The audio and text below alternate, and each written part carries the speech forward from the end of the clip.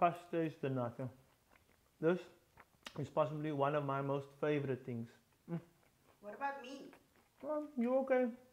But I like these a lot. I like it too, don't worry.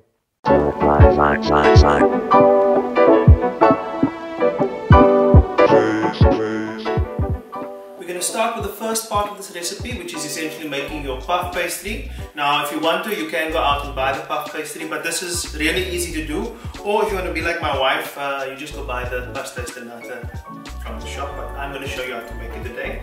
So to your stand mixing bowl, we're going to add 290 grams of puff flour.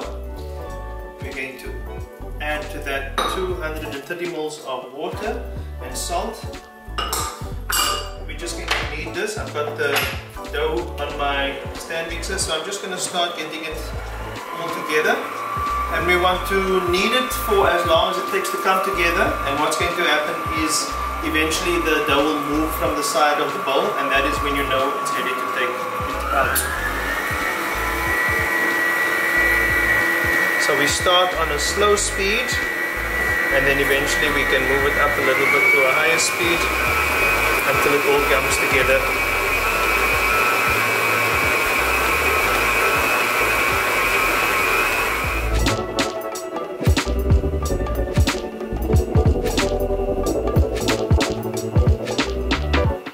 So once it's all come together, we're just going to remove it from the stand mixer. So this is very sticky at the moment. So what I'm going to do is just flour my surface.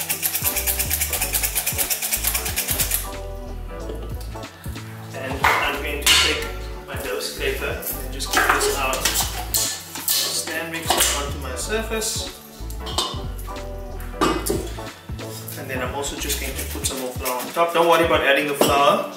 So what you want to do now is just get the dough onto your surface, get it into a kind of a square, because what you're going to do is roll it out eventually and then put your butter and laminate it. So what we're going to do now is just let the dough rest.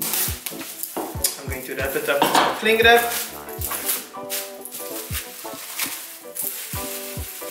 And for about 15 to 20 minutes we're going to let it rest. So now it's time for rolling out our dough, and what we're going to do is just put some flour on there. We're going to flour our rolling pin as well, and what we're going to do now is roll out our dough into about 40 by 40 centimeters. So we just want to get a nice square. So it's not going to be a perfect square, but what you're going to do now is we're going to brush off the dough with a very delicate pastry brush. If you want to, you can also steal a makeup brush or use your own makeup brush if you have one. You don't want to damage the dough, so you're going to just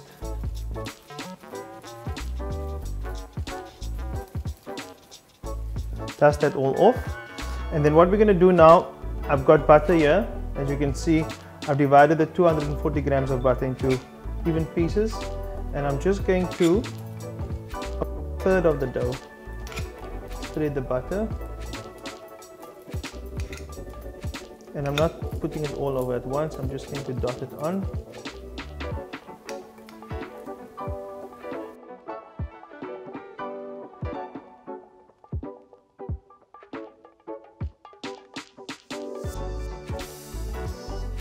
If it's stuck, then I'm good over here. I'm going to take that, put that over there. Very important, keep dusting off all the excess flour. Then taking this side, putting it over that way. So this is not exactly perfect, but that's fine. Keep flouring the surface and make sure that it doesn't stick. So what I'm going to do is I'm going to turn the dough 90 degrees. So I just fold it over like that. Turn it this way, get some more flour under there.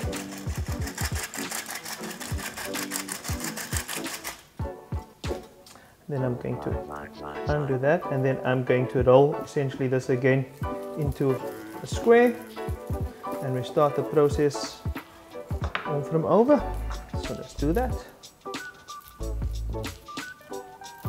So again, we're going to dust off all the excess flour.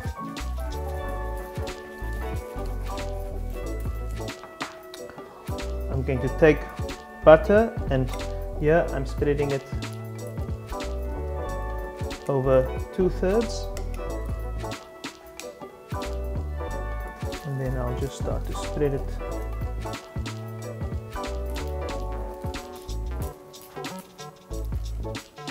Then again, we're going to dust off excess flour. We're going to take the third over there. Here we're dusting off flour as we go, so this takes a little bit of time. Then we're going to take the final third.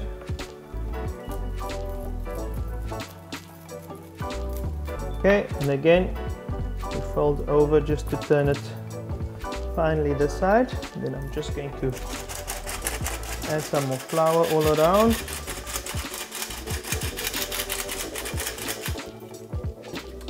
I'm going to unwrap, and here what I'm going to do is I'm going to roll it a little bit more longer on the length, which is up to down. So I'm going to do about 50 centimeters this way and about 40 centimeters this way.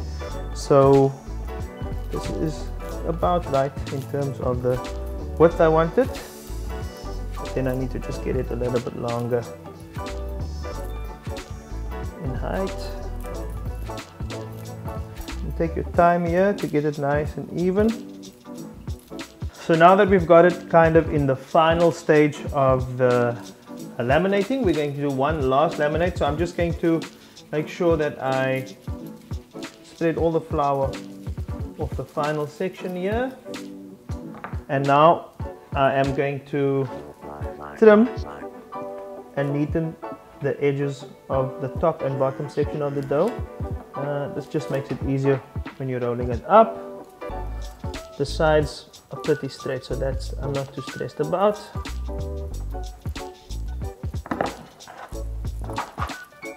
So what we're going to do now, get the last flour off. I'm going to now be spreading right across the entire length, so you want to make sure that it's spread completely on all sections of the dough.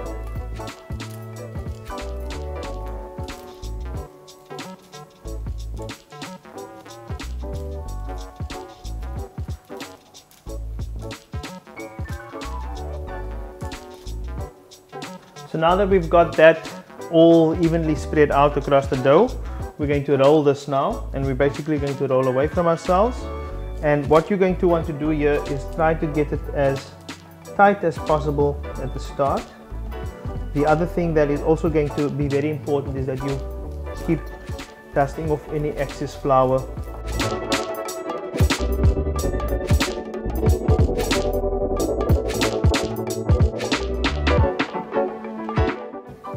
So now we've got it all nicely rolled up.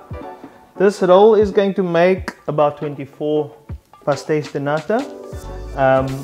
And what you're going to do is you just want to take the edges off with a very sharp knife, because once you start placing it in the molds, you're going to see later that you just want to even it off. So do it about half, and the dough now is going to rest overnight. That makes the best kind of puff pastry. So now that we've wrapped the dough in cling wrap, we're going to put it in the fridge, preferably overnight. If you're in a push, 2 hours will be enough, but you put it in the fridge, let it firm up nicely, and then I'll show you later what we do. So it's the next morning, our dough's rested, and now it's time to make the custard. And for that, it's really very simple. To start off with, we're going to take 60 ml of milk, and we're going to add it to 40 grams of flour, and what I'm going to do here is just whisk it into a paste until it all comes together quite nicely.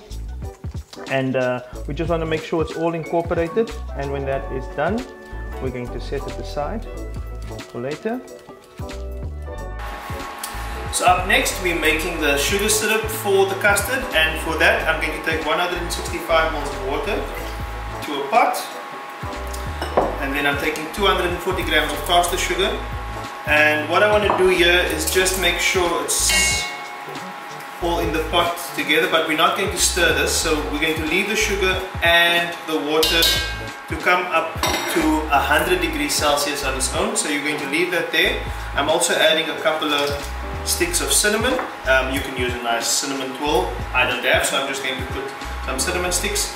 So what we do here is we leave this until it reaches 100 degrees Celsius. So I'm also doing some milk on the stove, and once that comes to a boil, we're going to take that off the heat and add it to our flour mixture. So just keep your eye on your sugar and on your milk. Your milk will boil first, so once that's done, take it off the heat and add it to your flour mixture. So our sugar syrup is just about reached 100 degrees Celsius, and now what you can do, you can take that off the heat. What we want to do now is just make sure we remove all the cinnamon sticks from the pot. So we're just going to make sure we get all of those out. Our milk has also come to the boil. So what we're going to do now is just add the milk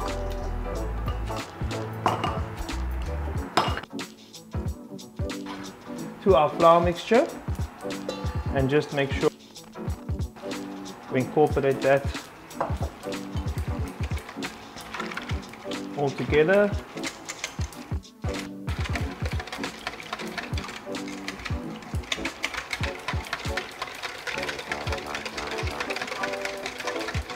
So in traditional Pasteis De Nata, we're going to add a lemon peel into the milk. I don't like to do that, so what I'm going to do is add some vanilla, just about half a teaspoon of vanilla into the milk.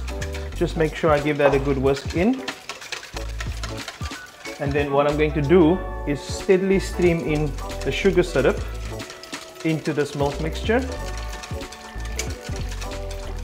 And so up next we're adding the egg. So what's very important here is to make sure that your mixture is cool enough to add the eggs so you don't scramble them. You don't want scrambled eggs, you want custard. So the milk and syrup mixture is cooled down. So it's time to add in our egg yolks now.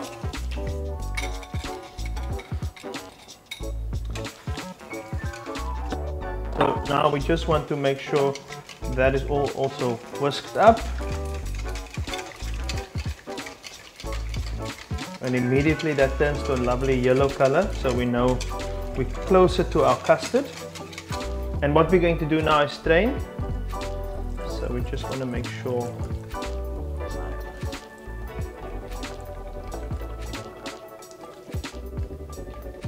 So we're done with the custard, and now it's time for the best part.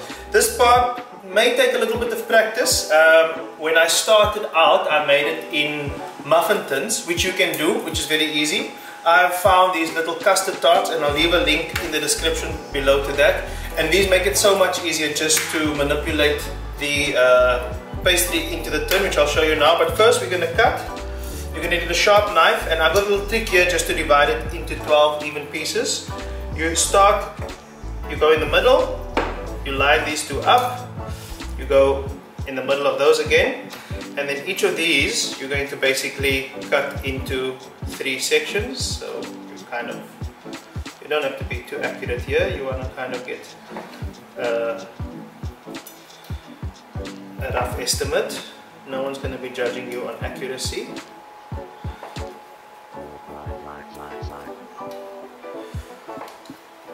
So for the next step here, what you want to do is wet your fingers, your index fingers and your thumbs. You're going to be using those to mold the pastry.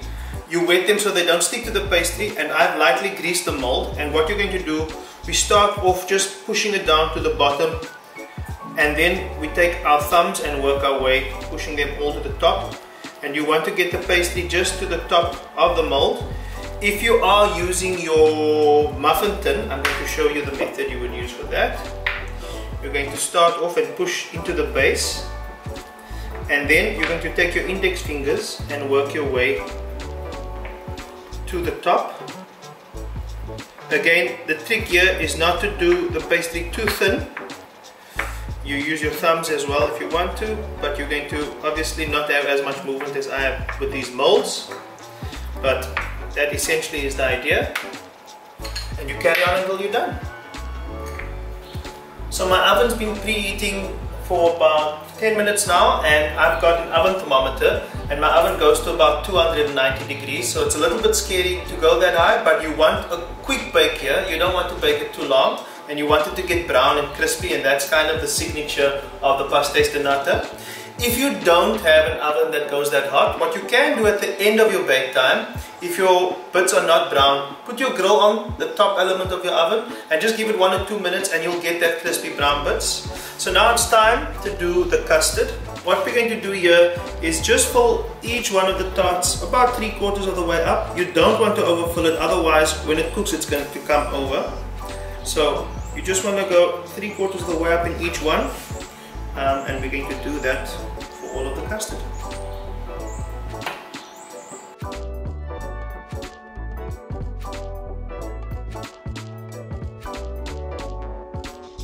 So the Pasteis De Natas have been out of the oven for about 4 or 5 minutes. They're still warm. So this is the time where I like to just take some icing sugar and just sprinkle it over.